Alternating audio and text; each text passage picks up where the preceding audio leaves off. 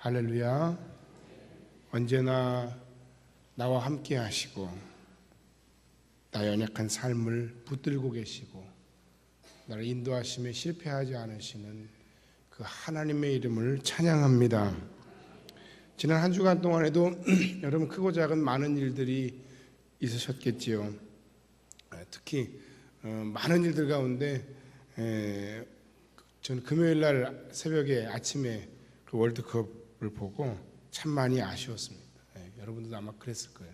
근데 사실 따지고 보면 3경기 중에 2경기는 원래 계획대로 됐고 1경기만 진 거예요. 근데 결과는 뭐 떨어지느냐 아니면 16강에 올라가느냐 하는 그런 결정적인 결과로 나타났죠. 근데 어찌합니까? 세계 수준이 높은 것을.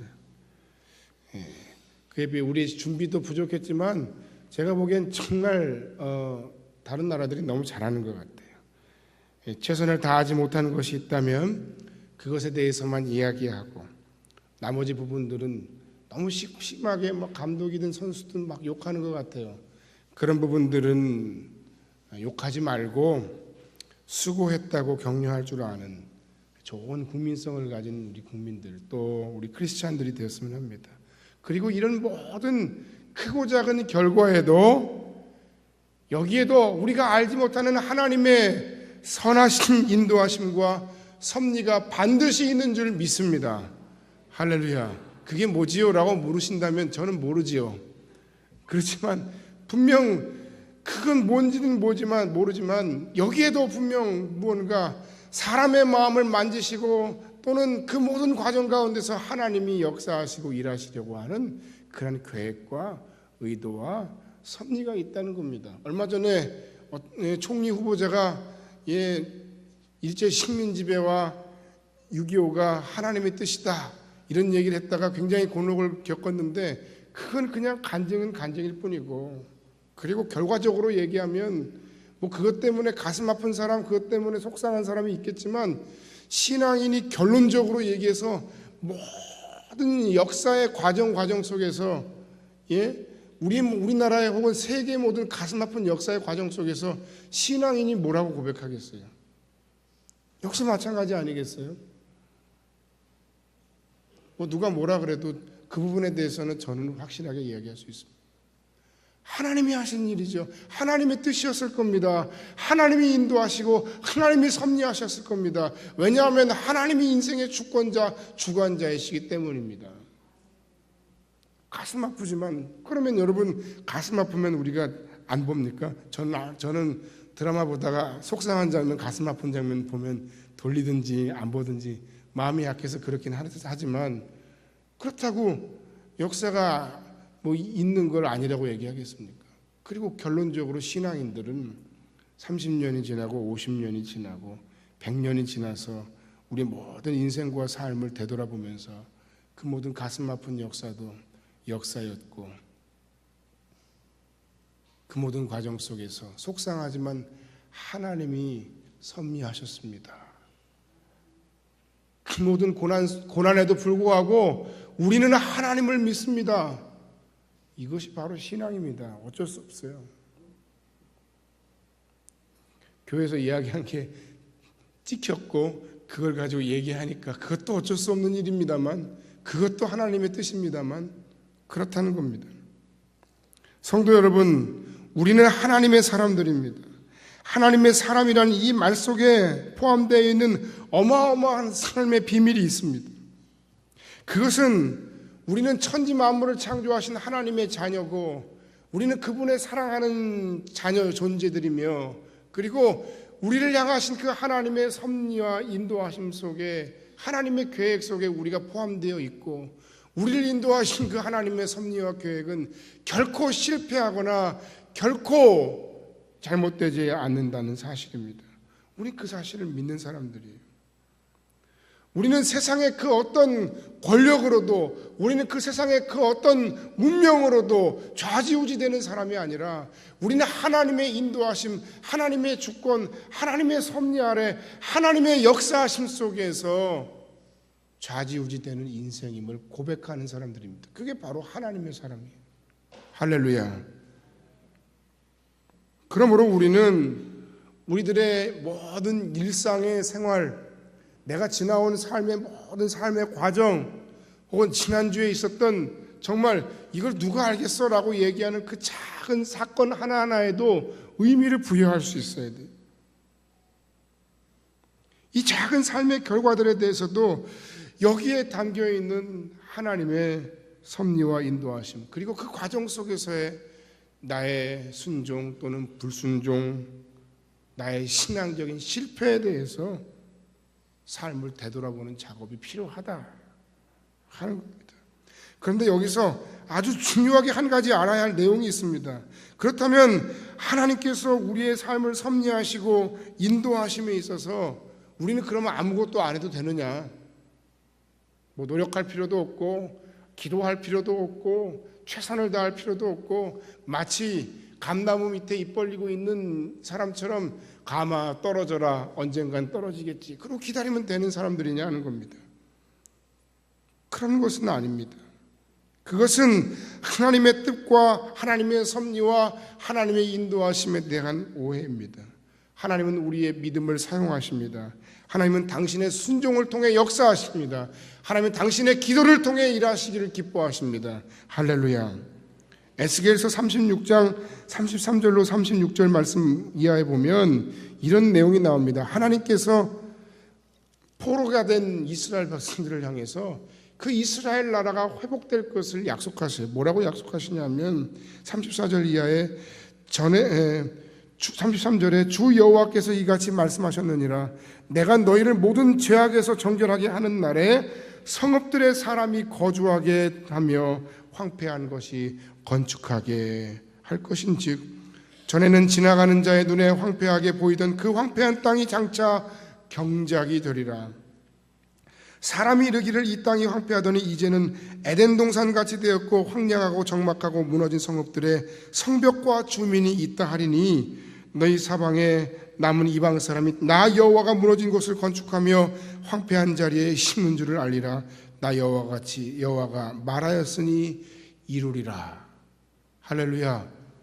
이스라엘 나라가 회복될 거다. 그런데 그 다음 구절 때문에 제가 이 구절을 읽은 거예요. 37절에 주 여호와께서 이같이 말씀하셨느니라. 그래도 이스라엘 족속이 이같이 자기들에게 이루어 주기를 내게 구하여야 할지라. 하나님은 약속하셨어요. 하나님은 우리의 삶을 섭리하세요. 하나님은 우리의 삶을 인도하심에 실패하지 않으시는 분이십니다. 그런데 이스라엘 나라의 회복을 약속하신 그 하나님께서 이스라엘 백성들에게 뭐라고 얘기합니까? 그럼에도 이스라엘 족속이 이같이 자기들에게 이루어 주기를 내게 기도해야 할 것이다. 여러분, 우리가 해야 할 여지가 있어요. 지난번에도 말씀드렸죠? 에덴 동산은 천국이 아니었다고. 그 하나님께서 준비하신 그 에덴 동산에서 하나님의 명령과 하나님의 말씀을 통해서 그 땅을 경작하고 그 문화를 풍성케 하고 그 모든 과정을 통해 하나님께 영광을 돌려야 할 사명이 아담과 하와에게 있었던 거예요. 그건 완성품이 아니에요. 우리가 살아가는 이 세상이 완성된 것이 아닙니다. 하나님은 우리를 통해 일하시기를 원하십니다. 하나님은 교회를 통해 일하시기를 원하십니다. 하나님 여러분의 삶의 순종과 여러분의 삶의 기도를 통해 일하시기를 원하십니다. 그렇기 때문에 우리는 오늘 이 시점에 우리의 삶을 되돌아보면서 당신과 내가 고난 가운데 우리의 삶을 돌아보면서 우리의 삶이 하나님 앞에 결단해야 할 부분이 있다는 것을 알아야 합니다. 우리의 삶의 승리 가운데서도 여기까지 인도하신 그 하나님의 은혜 가운데 내가 하나님의 은혜 가운데 더 성장하고 하나님의 은혜 가운데 하나님의 뜻을 더 귀하게 이루는 자가 되기 위해서 더 순종하고 더 결단하고 더 하나님 앞에 믿음으로 서야 할 부분들이 있다는 말씀입니다. 그게 뭘까요? 본문의 말씀은 인생의 쓰디쓴 고난을 통해 베들레헴으로 향해 나아가는 나오미와 룻의 처절한 귀향의 장면을 우리에게 보여주고 있습니다. 한번 잘 살아보겠다고 베들레헴을 떠나 사람들에게 빠이빠이하고 모압이라고 하는 풍성한 땅으로 엘리멜렉의 가정이 나아갔습니다. 엘리멜렉과 그리고 나오미와 두 아들 네 가족이 모압에 정착하여 그곳에서 두 명의 며느리를 맞았습니다. 그러나 그 땅에서 그 가정은 비극을 맞았습니다. 남편과 두 아들이 죽어버린 거예요. 먹고 살 것도 없고 흉년이 들었어요. 좀 잘 살려고 갔는데 잘 되지 않아요. 나오미는 두 며느리에게 각각 집으로 돌아가라고 얘기합니다. 그러나 한 명은 가겠다고, 한 명은 끝까지 나오미와 함께 하겠다고 따라왔고, 다른 한 명은 돌아갔습니다. 이런 그들이 베들레헴으로 돌아오는 과정은 결코 유쾌하지 않습니다. 가슴 아프기 그지없습니다. 여러분, 그런 그들이 어떻게 이 베들레헴에 다시 정착해서 하나님의 은총을 받으며 하나님의 은혜 가운데 회복되는 삶을 살 수 있었나요? 그들의 모습을 보면서 오늘이 2014년은 6월의 마지막 주일입니다. 12개월 가운데 6개월을 보냈습니다. 지난 2014년 6개월의 삶을 우리가 다시 되돌아볼 수 있길 바랍니다. 그들의 모습을 보면서 그들의 실패하여 베들레헴으로 돌아가는 그들의 광경을 보면서 혹시 처절한 그의 실패의 모습을 보면서 우리의 모습, 나의 신앙적인, 나의 육적인 실패의 모습이 오버랩되시는 분들은 없으십니까? 하나님께서 어떤 인생과 삶을 통해 하나님의 회복의 은총과 기적의 역사를 보이실까요? 첫 번째는 어떤 삶의 환경에서도 하나님께로 더 가까이 가는 삶입니다. 할렐루야. 본문에 보니 나오미와 룻이 베들레헴으로 돌아가고 있습니다. 베들레헴으로 돌아가는 그들의 그 길을 과연 어땠을까요? 참담합니다. 비참합니다. 그 나오미와 룻이 무슨 이야기를 했을까요? 야야, 그 베들레헴에 가서 우리가 한번 우리 인생을 다시 한번 잘 세워보자. 다시 한번 잘 계획하고 다시 한번 우리의 가정을 한번 살려보자. 이런 얘기를 했을까요? 그럴 경황이 아니에요. 그럴 정신이 아니에요. 미래를 설계한다는 건 꿈도 꿀 수 없는 일이에요. 아무 말도 하지 않았을 거예요. 나오미의 그 돌아온 그 길은 정말 후회와 잃어버린 세월에 대한 한스러움과 상념과 회한만이 남는 길이에요. 가슴 아픈 그 길이에요. 그리고 그들이 기어이 그 베들레헴에 도착하고야 맙니다. 여러분, 이 말씀의 첫 장면을 묵상해 보면 이 장면을 통해서 또 하나님께서 우리에게 주시는 깊은 영적인 은혜와 깨달음이 있음을 알게 돼요. 그게 무엇인가 하면 바로 그겁니다. 지나간 우리의 세월 아니면 현재 우리의 삶의 모습이 실패한 모습 그대로 있을지라도 처절함과 고난 가운데, 고난의 한가운데 아직 내가 처해 있다 할지라도 중요한 것은 지금부터입니다. 과거의 실패보다 더 중요한 것은 바로 이 순간부터입니다. 지금 이 순간의 그 깨달음과 우리의 삶의 방향성을 바로 세움이 우리의 삶을 회복하는 열쇠가 된다는 겁니다. 지금 이 순간의 그 깨달음이 나의 삶의 진정한 방향의 전환으로 이어져야 한다는 겁니다. 여러분, 그런데 한번 생각해 보세요. 여러분이 만약에 나오미였다면 여러분은 과연 어떤 선택을 했을까요? 베들레헴을 떠나서 모압으로 갔는데 모압에서 비극적인 일을 만났습니다. 그때 여러분의 선택은 과연 어떤 것일까요? 그 땅에도 있기 싫고 베들레헴으로 돌아갈 수도 없는 상황입니다. 여러분은 어떻게 했을까요?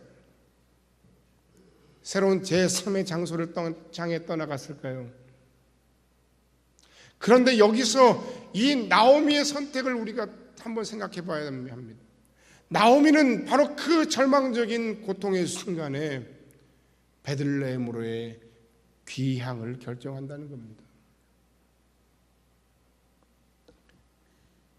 비록 실패하고 침묵하며 돌아가는 그 길이었지만, 그러나 모압에서 베들레헴으로의 나오미의 그 귀향은, 그 방향 전환은 너무나도 의미가 크다는 것입니다.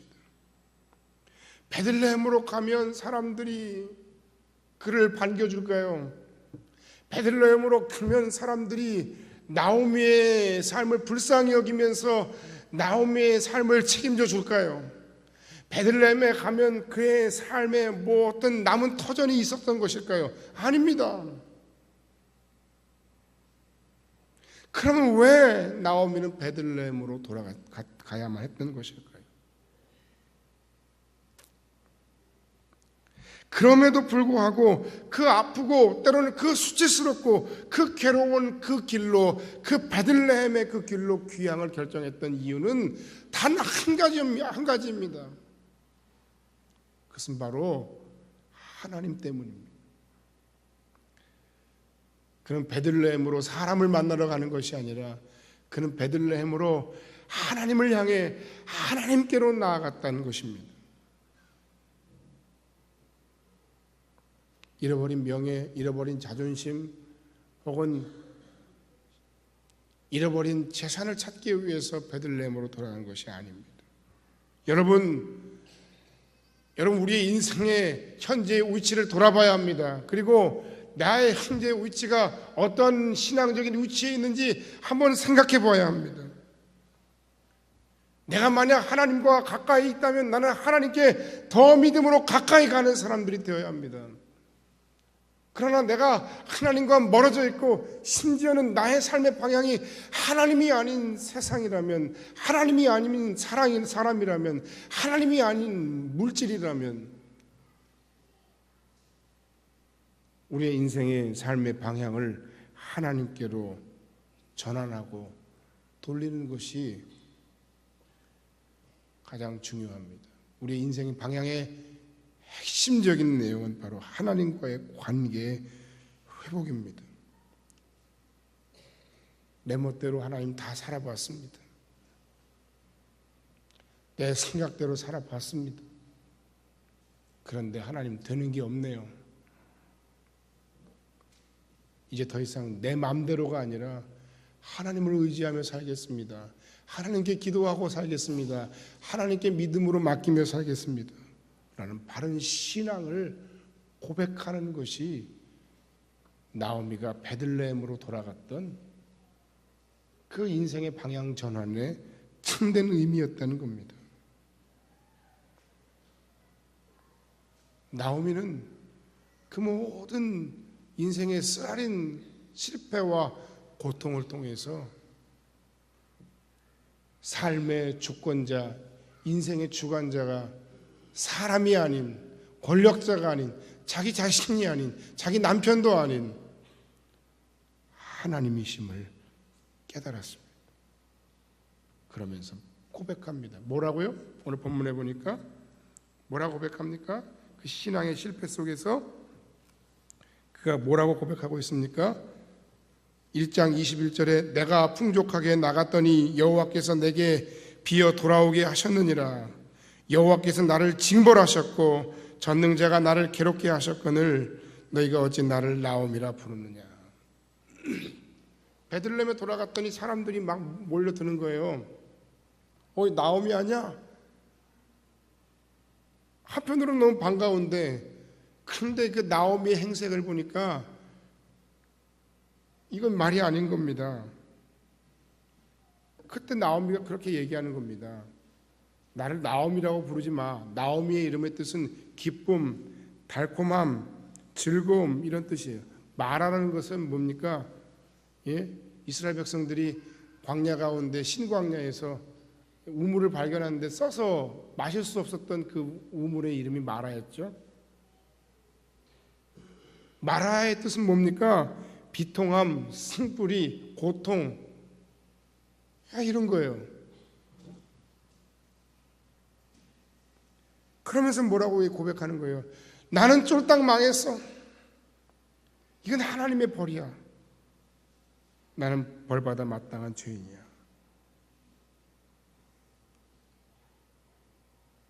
신앙의 실패로 인한 이 부끄러운 삶의 고백이 결코 자랑은 아닙니다.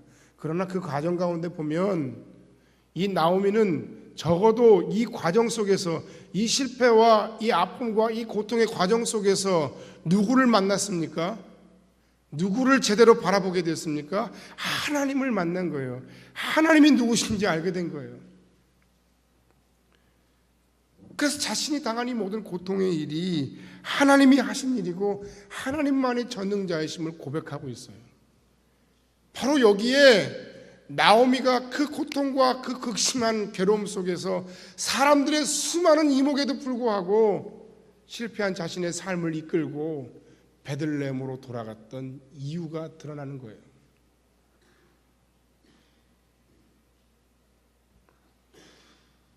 비록 현재는 아프고 괴롭지만, 비록 부끄러운 길이지만, 그러나 하나님께로 나아가는 길이 그녀의 인생이, 그 삶이 진정으로 회복되고 잘 될 수 있는 유일한 길임을 깨달았다는 겁니다. 여러분들은 이미 예수 그리스도를 주로 고백한 하나님의 자녀들입니다. 할렐루야. 그러나 그렇다고 해서 여러분이 하나님과 가까이 있는 사람이다라고 무조건 그렇게 고백한 착각을 보면서는 안 됩니다. 물론 우리 안에 성령이 거하시지만 그렇다고 해서 여러분이 과연 하나님과 가까이 지내는 사람들입니까? 하나님과 여러분과의 거리는 어느 정도입니까? 여러분의 현재 신앙의 위치는 어디입니까? 여러분의 눈이 바라보고 있는 여러분의 삶의 시선은 과연 어느 곳입니까? 누구입니까? 하나님이십니까? 하나님께로 향하고 있습니까? 하나님께로 더 가까이 한 발자국 한 발자국 가고 계십니까? 아니면 예전에는 안 그랬는데 조금씩 점점 더 멀리 하나님의 영향력에서 벗어나 실패한 사명자인 요나처럼 그렇게 숨으면서 그렇게 하나님의 낯을 피하면서 그렇게 신앙과는 점점 멀어진 삶을 살고 계십니까?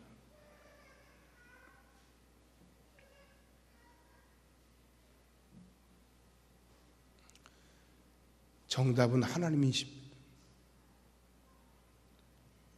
하나님께로 우리의 인생과 삶의 방향을 전환해야 합니다. 두 번째, 어떤 인생이 하나님의 은혜 가운데, 하나님의 섭리하신 가운데 놀라운 회복의 역사가 임하는 인생이냐 하면 내가 만난 현실에서 최선을 다하는 삶이에요. 하나님 그런 인생을 기뻐하십니다. 세상 믿지 않는 사람들도 진인사 대천명이니 하늘은 스스로 돕는 자를 돕느니 이런 얘기 하잖아요.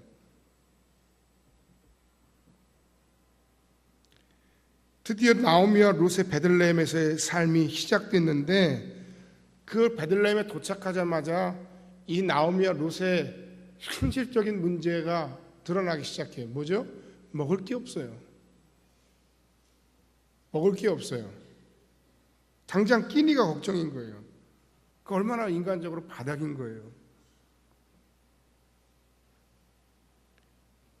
그렇게 수많은 사람들이 나오미 아니야 반갑게 하다가 나오미의 행색을 보더니, 그리고 심지어 나오미가 이거 다 하나님이 나를 벌 주셨어 그렇게 얘기하는 말을 듣자마자 뭐요? 다 도망갔어요. 다 도망갔어요, 여러분. 그게 인생인 것 같아요. 내가 힘이 있고 우리가 권력을 진 적도 없고 우리가 어디 정계에 진출한 적도 없으니까 권벌 10년이 이런 거는 따질 필요도 없고요.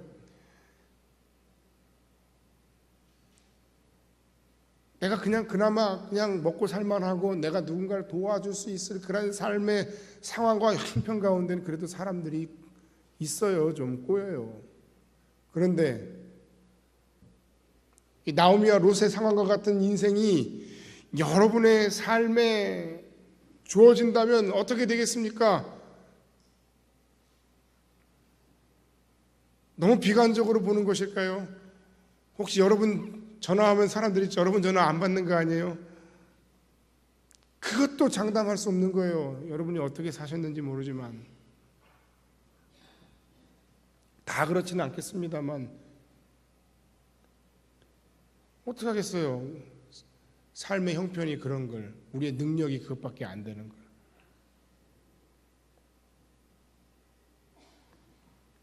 이때 룻이 그녀의 시어머니인 나오미에게 이렇게 얘기합니다. 이런 룻과 같은 사람이 있을까요? 참 대단한 것 같아요. 룻기 1장에 보면 가라고 하는데도 어머니의 하나님이 나의 하나님이고 어머니의 백성이 나의 백성입니다.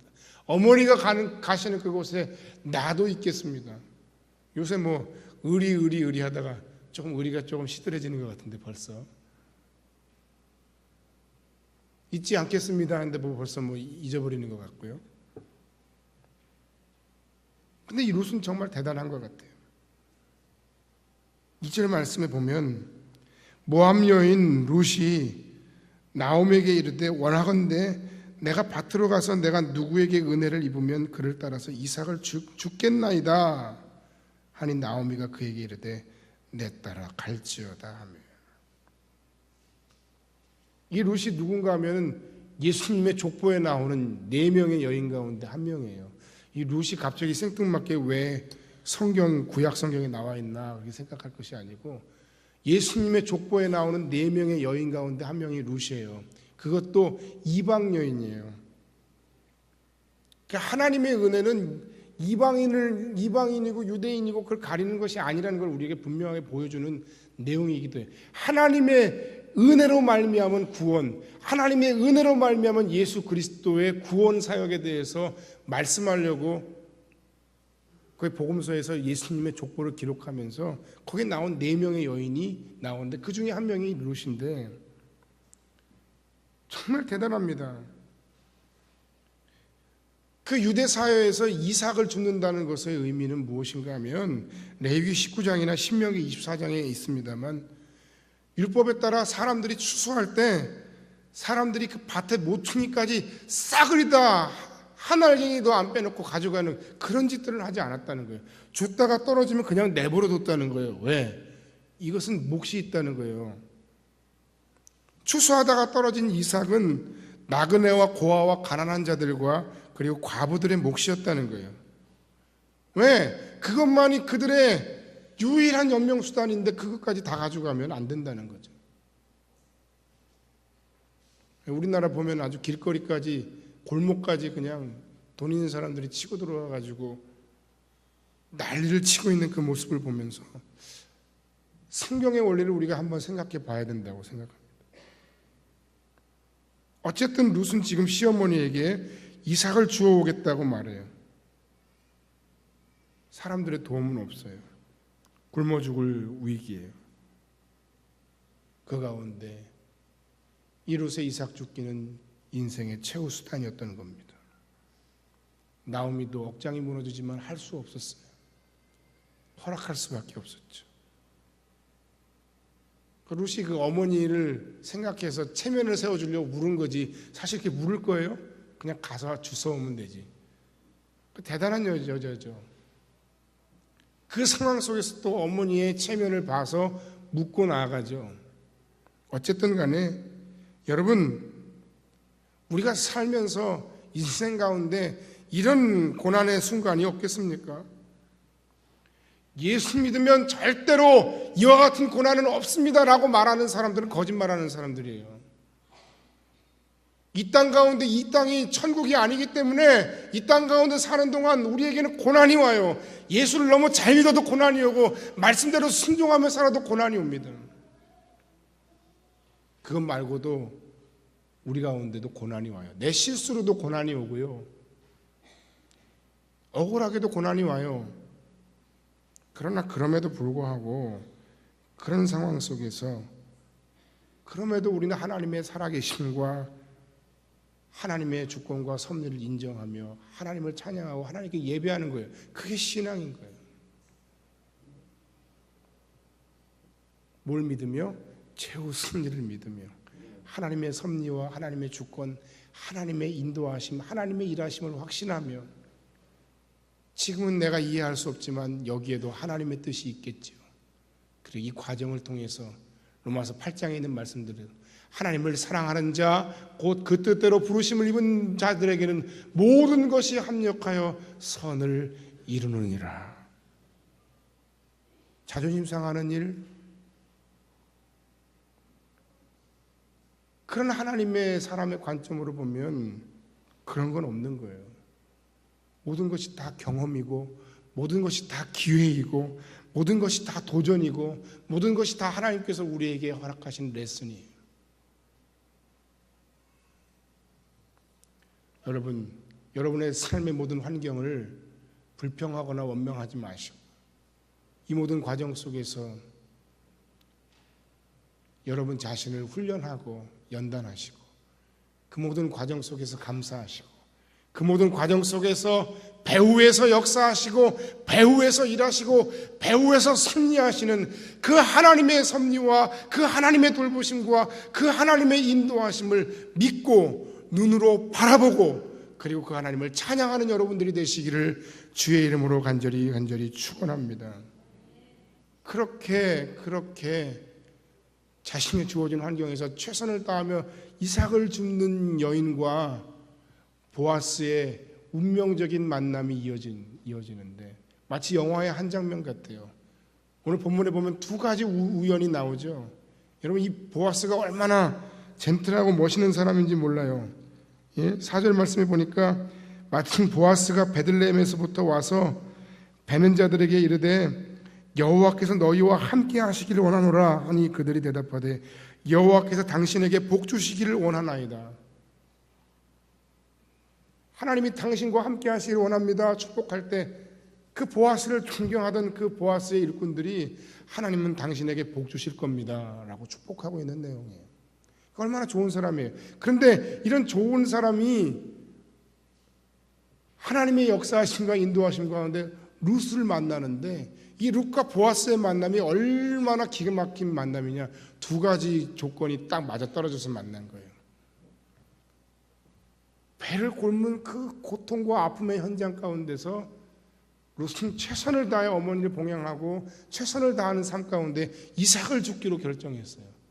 그리고 마침 그 밭이 그 유력한 사람인 보아스의 밭이었고 보아스가 또 마침 베들레헴에서부터 와서 그 밭의 당도에서 일하는 소녀였던 룻을 만난 거예요.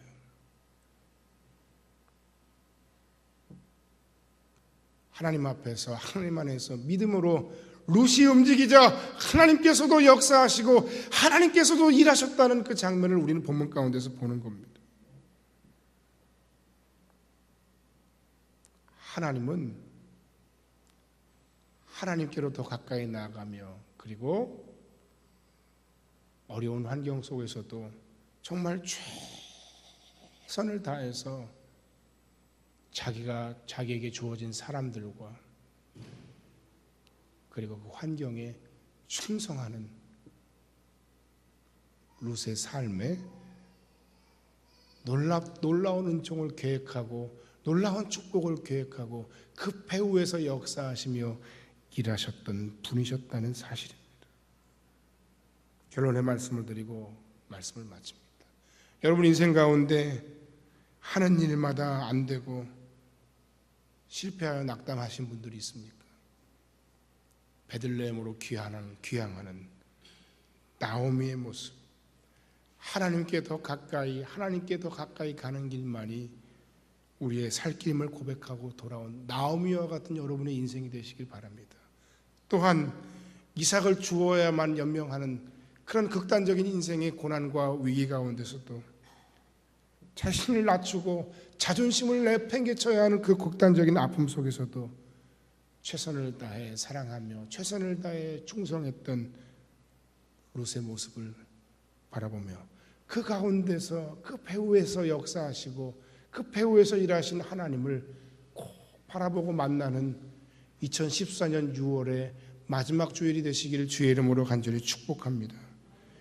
이 상반기를 마무리하고 새로운 하반기를 맞이하는 여러분의 삶의 결단은 무엇입니까? 그녀가 그렇게 움직일 때 하나님께서도 역시 함께 일하신다는 이 말씀을 당신의 삶에서 믿음으로 붙들고 구체적으로 순종하고 결단하며 실천하는 여러분들이 되시기를 주님의 이름으로 간절히 축복합니다. 기도하겠습니다.